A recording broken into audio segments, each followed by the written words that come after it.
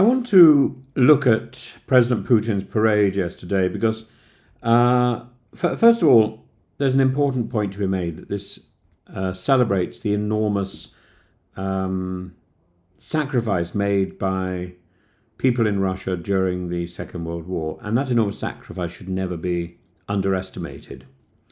At the same time, this parade was used by Putin to boost support for his special military operation, his attack on Ukraine. Says everybody supports that. This cheapens the huge sacrifices made by so many people across Russia in 1945, and I think that's the first point to make. The victory parade, this event that was equal parts military theatre, historical appropriation, and global messaging. It's almost impossible to untie one thing from another. On Red Square, the tanks rolled, the planes soared, the internet was turned off. But behind the draped banners and the carefully arranged screen that would stop any drones landing on Putin, and President Xi was there. One wonders if he was there simply to guarantee that there would be no attacks on Red Square by Ukraine during the parade. This wasn't a parade of strength, it was a procession of desperation. So beginning with the centerpiece, Putin stood flanked by China's President Xi, generals from North Korea, and a smattering of second-rank world leaders, including Fico, excluding Orbán, which is rather strange. One rather thought Hungary would be there, but maybe he was busy wondering whether or not his man would be elected pope, or wondering why he wasn't. Many of these second rankers would struggle to fill a hotel ballroom, let alone symbolize global consensus.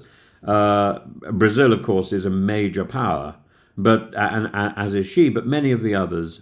Xi, adorned with the St. George's ribbon, appeared not only as Putin's guest of honor, but as his legitimizer-in-chief, and this despite the fact that China's role in the Second World War was led not so much by the current Communist Party, a detail airbrushed out of by both Moscow and Beijing in this grand cosplay of co-victory. The rhetoric was minimal. Putin's speech was his shortest ever for a major anniversary. No wild invectives against the West, no thunderous denunciations of NATO, just a repeated insistence that Russia stands against Nazism, Russophobia, and anti-Semitism, with the usual vague insinuation that Ukraine embodies all three.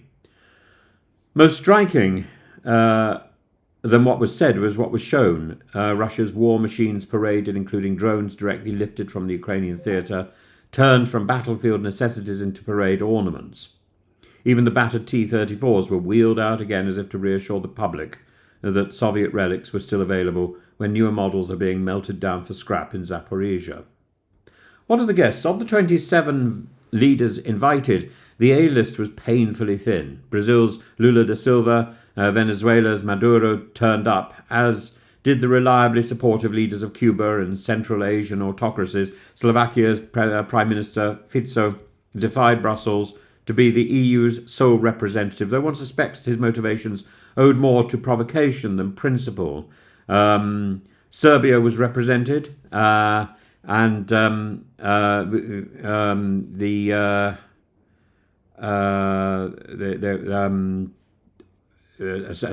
also was diverted via Baku because of record Ukrainian drone attacks, and despite that, Baku was not invited. Azerbaijan was not represented at the parade. Notably absent as well were Europeans, Americans, and indeed most of the global South.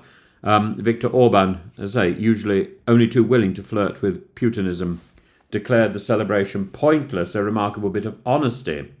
Azerbaijan's Aliyev cancelled at the last minute, but the impression I got, speaking to friends in Baku, was that he wasn't really invited in the first place. Myanmar, Ethiopia all sent messages, but no ministers. It was in every sense a diplomatic wake dressed up as a nationalist wedding. And the deeper theme of this year's parade was not victory, but continuity, a deliberate merging of the Second World War with the war in Ukraine, a conceptual sleight of hand that has become central to the Kremlin's narrative. And the special military operation, we're told, is the spiritual successor of the great patriotic war. History has become a toolkit of justifications. But this is a grotesque misappropriation. And Victory Day was once a moment of solemnity, and it's marked by tears and silence. But as Slavist Daria Khrushcheva reminds us, the May the 9th holiday was only established in 1965, and before that it was a day for mourning, not missiles. Putin has taken the grief of a nation and weaponized it quite literally for his own mythology.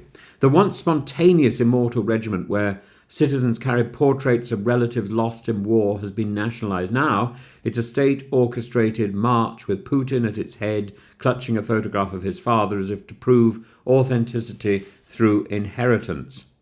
And what is the cost of all this theatre? Military spending now consumes 40% of Russia's budget. 5 times more is spent on tanks and troops than on schools and hospitals combined. It's a war economy disguised as patriotism. Young men are being lured into battle with $21 million per day in signing up bonuses. That's not ideological fervour, that's conscription by check. And then there's the people who raid schools and gyms and frog march people into the front line.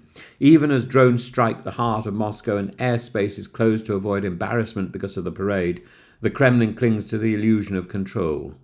But the tightening alliance with North Korea and the fawning over China do not signal strategic power, they signal isolation.